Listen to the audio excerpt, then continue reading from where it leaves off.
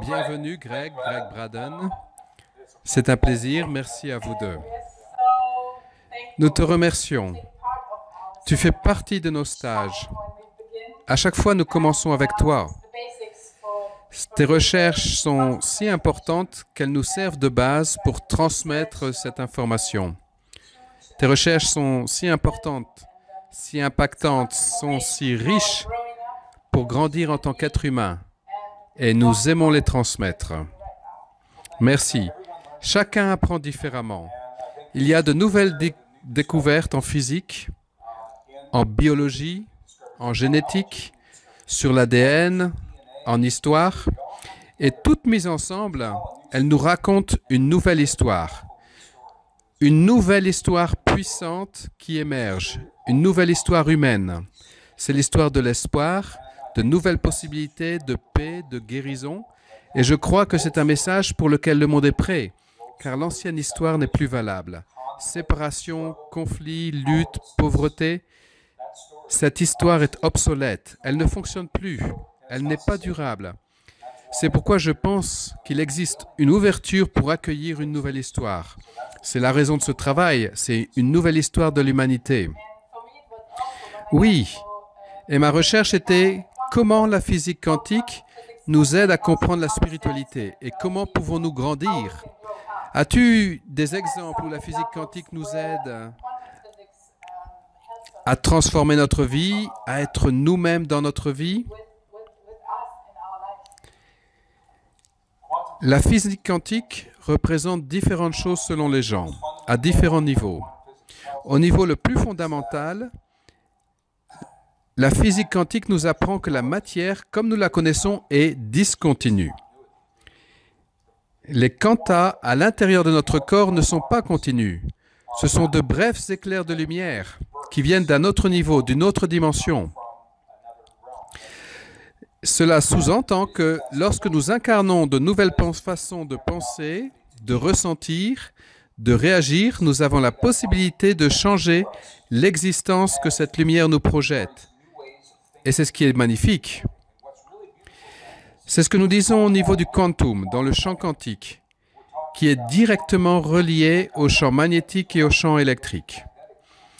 Et le cerveau, qui est une partie naturelle de notre corps, le cerveau a lui aussi un champ électrique et un champ magnétique. Ce que les nouvelles sciences nous montrent, c'est que le cœur a un champ magnétique 500 fois plus intense que le champ magnétique du cerveau. Ce qui fait qu'on communique directement avec le monde physique par l'intermédiaire de notre corps. C'est le cœur qui fait ça, et non le cerveau. C'est ce qu'enseignent les anciennes traditions spirituelles, qui sont rejointes maintenant par les meilleures découvertes de la science. Cette science qui montre pourquoi le cœur est si important, c'est ce que nous disaient nos ancêtres, de nous centrer sur notre cœur. Et maintenant, la science nous dit pourquoi le cœur est si important. Quand nous nous centrons dans notre cœur communique avec le champ quantique dont notre monde est fait. C'est une expérience spécifique qui a été faite, j'en parle dans mon livre. Quand nous avons un sentiment spécifique dans notre cœur, il change littéralement la forme de notre ADN dans nos cellules. C'est appelé la conformation. En changeant la forme de l'ADN, cela change la façon dont l'ADN se connecte avec le champ électrique et magnétique qui nous entoure. Cela signifie qu'avec le sentiment juste, nous changeons notre ADN et en conséquence, nous changeons notre lien avec la matière qui nous entoure. C'est ce que font les yogis, les mystiques, les guérisseurs. Et maintenant, les scientifiques en laboratoire, car ils comprennent le lien entre les deux. Et c'est ce que la physique quantique nous apporte, une nouvelle façon de penser les traditions spirituelles anciennes. Donc ce qu'on peut dire, c'est que la physique quantique est le langage moderne des principes spirituels du passé. Tu nous as parlé de la cohérence cœur-cerveau. C'est un côté important d'un état d'être particulier. Nous avons découvert, avec les lois de la physique quantique, que l'on peut dialoguer directement avec le champ. Je ne sais pas comment l'expliquer. J'ai tellement l'habitude de le faire. Je peux te dire ce que nous faisons, C'est comme s'il y avait un lien qui manquait.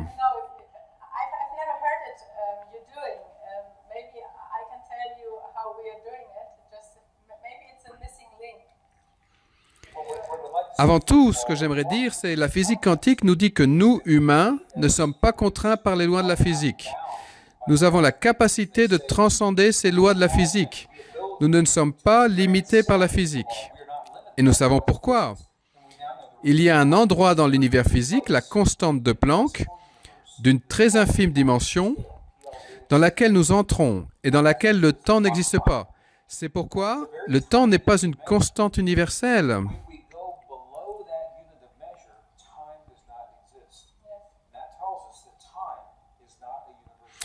Et c'est important, parce que grâce aux émotions humaines, et là nous parlons de cohérence cœur-cerveau, avec la cohérence cœur-cerveau, nous organisons le champ pour communiquer. On communique alors avec ce niveau au-dessous de la constante de Planck. Ce qui veut dire là où le temps n'existe pas, et alors nous transcendons le temps. C'est quelque chose de connu. Nous connaissons par exemple l'amour d'une mère pour son enfant. Et on cite l'exemple suivant en Amérique ou pour des Américains ou des Européens qui sont sur un champ de bataille à l'étranger. Quand l'enfant est blessé, la mère le sait avant que les secours ne soient eux-mêmes prévenus. Pourquoi? Parce que l'information est partie de l'enfant et s'est propagée jusqu'à la mère. Et ceci à travers le champ. Car c'est là que se trouvent les émotions et l'intuition. C'est l'intrication. L'intrication, c'est le terme de physique. Nous sommes intriqués avec nos parents depuis le moment de notre conception, au-delà du temps et de la distance. Tout est conscience dans le passé, le présent et le futur. Et nous avons en nous un espace pour connecter chaque information. Jean-Marc parlait d'intrication. Quand nous comprenons qu'avec notre conscience, nous pouvons accéder, nous pouvons demander toute information, c'est comme un téléchargement. Par exemple, de jeunes enfants de 4 ou 5 ans sont capables de jouer du violon comme des prodiges. Nous comprenons comment et nous utilisons de plus en plus nos capacités à télécharger, à recevoir, à émettre des informations dans chaque cellule. Chacune de nos cellules peut le faire. Tout ça à partir de notre conscience et aussi à partir du champ du cœur. C'est dans notre conscience et dans notre cœur. Nous aimerions partager quelque chose avec toi. Nous faisons de nombreuses expériences dans nos stages et nous montrons comment entrer dans ce champ quantique. C'est très facile. Normalement, nous fixons la réalité. Mais quand nous plaçons notre conscience dans 2 ou 3 ou plus de points en même temps, alors le champ quantique s'ouvre. Dans cet état d'être multiple, tu es là ou là, dans tes 2 mains par exemple, et dans ton cœur. Et tu as accès à toute l'information dans le passé, le présent et le futur. Et nous pratiquons très très facilement.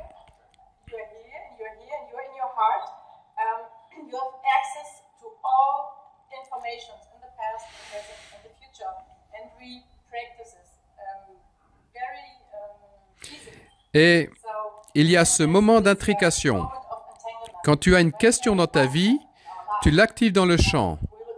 Tu y penses, tu la ressens, c'est activé. Par ma conscience, ce champ activé est intriqué, relié dans ma main. Même si je ne connais pas la question de la personne avec laquelle je travaille, le thème est activé par la pensée et le ressenti de la personne. C'est très important. Il est activé, nous l'intriquons avec notre main. Et nous demandons des ressources pour cette question avec l'autre main. Le champ, c'est tout, l'esprit, c'est tout. Tout est déjà là, tout est déjà réalisé. Nous mettons ces 2 champs d'information, la question et la réponse, ensemble dans notre champ du cœur. Ce champ du cœur est un champ cohérent, c'est mis ensemble dans un champ harmonieux. Nous avons ainsi l'occasion de comprendre la physique quantique d'une façon extraordinaire, mais c'est comme si nous grattions seulement la surface de quelque chose d'incroyablement grand, qui a des possibilités immenses. La physique quantifie l'expérience que nous avons. Nous n'avons pas besoin de la physique quantique. Ce que les nouvelles sciences nous montrent, c'est que nous ne retenons pas des souvenirs dans notre cerveau. Le cerveau n'a pas de souvenirs. Ce que le cerveau fait, c'est de créer les neurones qui, comme des antennes, vont se régler sur une fréquence du champ pour obtenir l'information. C'est le champ qui contient l'information. Donc, lorsque nous sommes capables d'harmoniser notre cœur et notre cerveau, nous nous réglons sur une fréquence de ce champ et l'information est alors à notre disposition pour nous et pour chacun. Il n'y a rien de secret. Et cette technique est tellement vraie qu'elle va au-delà de l'intuition. Et les ingénieurs construisent de nouveaux ordinateurs à Silicon Valley, par exemple. Une puce d'ordinateur n'est plus une puce de silicone. La puce est faite d'une goutte d'eau raffinée, très raffinée, appelée eau structurée. Ils ont commencé à entrer de l'information dans la puce. Et encore plus d'informations, et encore plus d'informations. Et ils se sont demandé, mais où est entrée toute cette information? Dans cette minuscule goutte d'eau? Et quand ils ont cherché, ils se sont rendus compte que toute cette information est stockée dans un champ plus grand que la machine. Et ceci, c'est une façon complètement différente de penser. C'est une remise en cause complète de nos croyances. Nous croyons que notre mémoire est dans notre cerveau. Mais la mémoire est hors du cerveau. La mémoire est dans le champ. Et le cerveau crée des neurones qui captent dans ce champ comme des antennes. Et c'est pourquoi l'information est immédiatement disponible quand on travaille à ce niveau. C'est le cœur qui est construit pour communiquer avec le champ, pas le cerveau. Dans le cœur, il y a 40 000 cellules spécialisées, appelées sensory neurons. Le cerveau, lui, crée des ondes circulaires.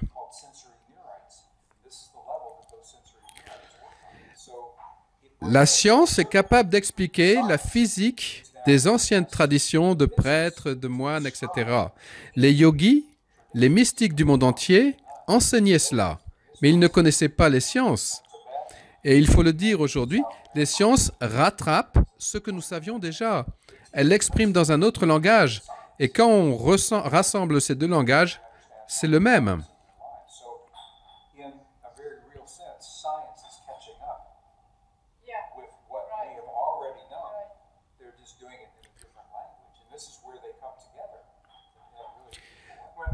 Ce dont on fait l'expérience, c'est il y a 30 ans ou 100 ans, nous devions méditer pendant des dizaines d'années, une vie entière. Maintenant, avec le cœur, je ne dirais pas qu'on a le même résultat en un week-end, mais presque. Il y a la possibilité sur cette planète, à cette époque, pour chacun d'entre nous, pour nous tous, nous avons la possibilité, comme tu le dis, d'atteindre un état altéré de conscience.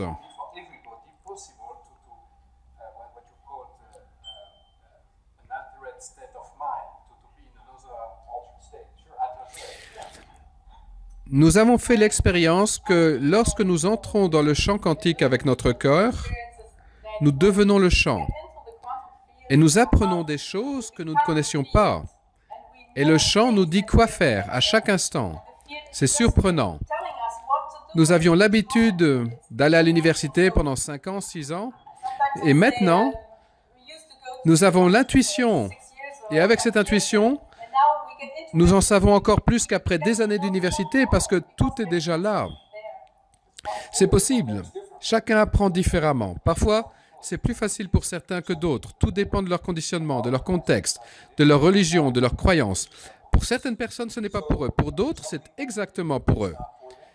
C'est important, il y a tellement de façons différentes d'accéder aux informations maintenant.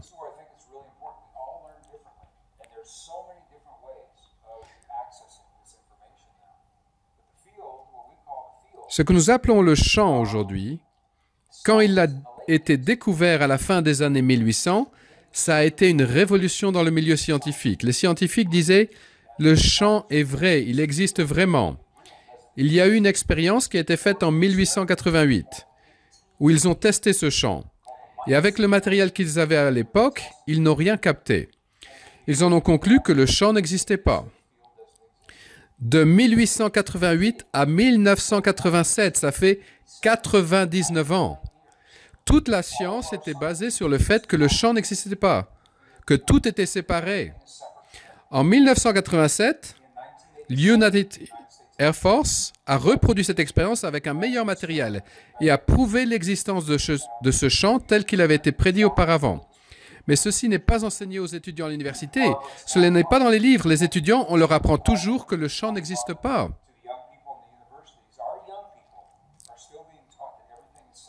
On leur dit que tout est séparé de tout. Oui, et on se base sur le cerveau gauche pour les mathématiques, la physique, et on les enseigne de façon à développer notre cerveau gauche. Et quand toi, tu vas avec ta conscience dans deux endroits ou plus en même temps, tu te déplaces directement du cerveau gauche au cerveau droit. C'est alors qu'apparaissent la créativité, l'intuition, la vision globale, la fantaisie, les rêves.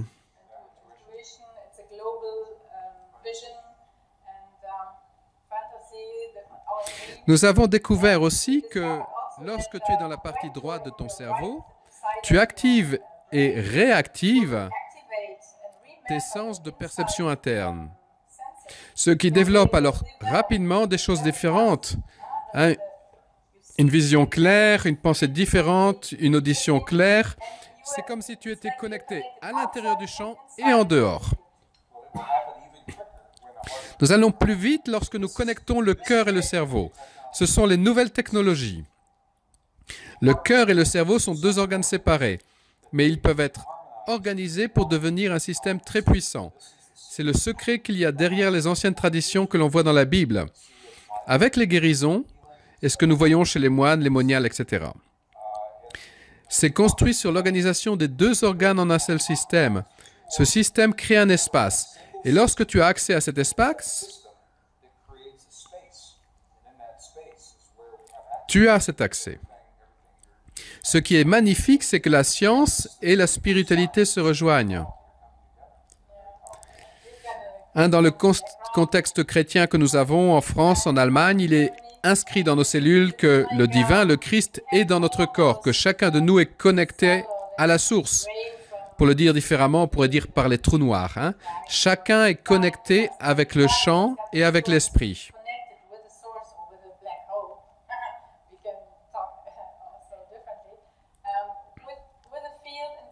C'est pourquoi, lorsque nous lâchons prise de notre vision personnelle et que nous retournons dans le cœur, que nous faisons cette cohérence cœur-cerveau, nous avons accès à d'autres informations.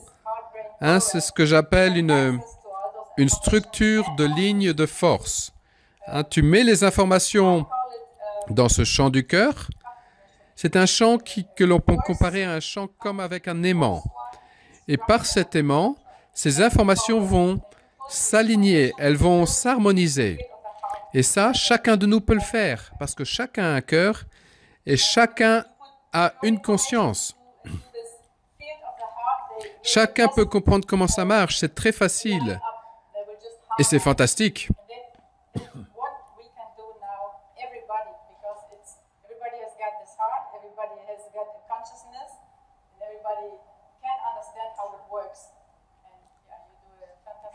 Nous sommes reconnaissants d'avoir préparé la voie et nous montrons aux plus jeunes qu'ils ont seulement à prendre toutes ces connaissances et à les mettre ensemble, à les utiliser.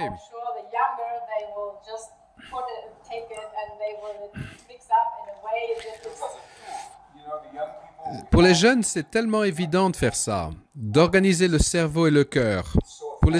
Pour les enfants, c'est évident de le faire. Nous avons été conditionnés pour bloquer cela. Mais il est très facile de retrouver cet état familier. Pour de nombreux enfants maintenant, c'est évident. Tu parlais des enfants qui jouent du violon à 5 ans. C'est parce qu'ils sont connectés au chant. Ils n'ont jamais été conditionnés pour en sortir.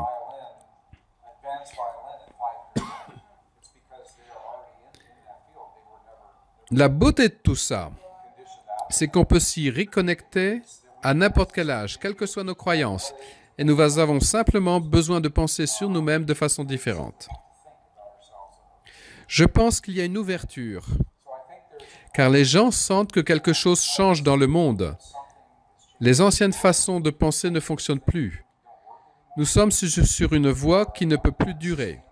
Dans la société, dans nos vies personnelles, les gens s'ouvrent à de nouvelles idées et c'est très bon. Car quand on s'ouvre à de nouvelles idées, on peut être dans le partage de façon plus responsable. On peut partager cette tradition, ce que cette tradition signifie, et aider les gens à trouver leur chemin. Je serai dans votre pays en septembre 2018 à Paris pour un atelier de 2 jours. Ça me réjouit très fortement, pendant lesquels nous allons explorer ces principes. Et c'est bien, il y a longtemps que je ne suis pas venu rencontrer ma famille ici. Je me réjouis de la retrouver après si longtemps.